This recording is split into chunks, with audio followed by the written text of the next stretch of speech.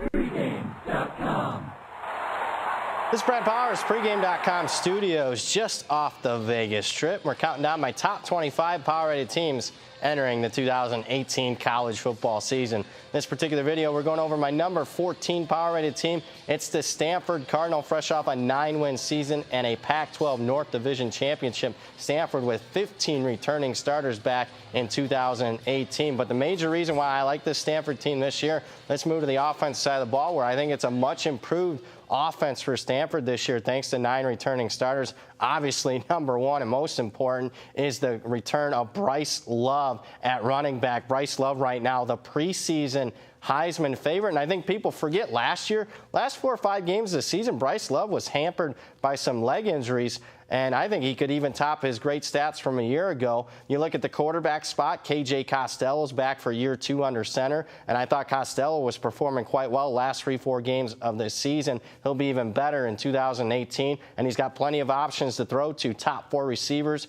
are back for Stanford, and also Costello playing behind an offensive line, one of the best in the country. Stanford's offensive line returns 94 career starts. So led by Bryce Love and KJ Costello, this Stanford offense, one of the best in the country as far as 2018 goes. But on the other side of the ball, here's my major question mark with Stanford this year. It's the defense. It's not because they're very lightly experienced. They got 6 returning starters back, but it's about who Stanford lost from a season ago. And I would say that they lost easily their top 3 players from a year ago. All 3 players, All-Americans. They started off up front. Defensive lineman Harrison Phillips was the first Stanford defensive lineman to notch 100 tackles in a season since 1979. In addition to Phillips losing him, they also lose their safety, Reed, one of the better safeties in the country, and Quentin Meeks, a lockdown corner. So Stanford loses all 3 of their top defensive players from a year ago. Defense, a question mark.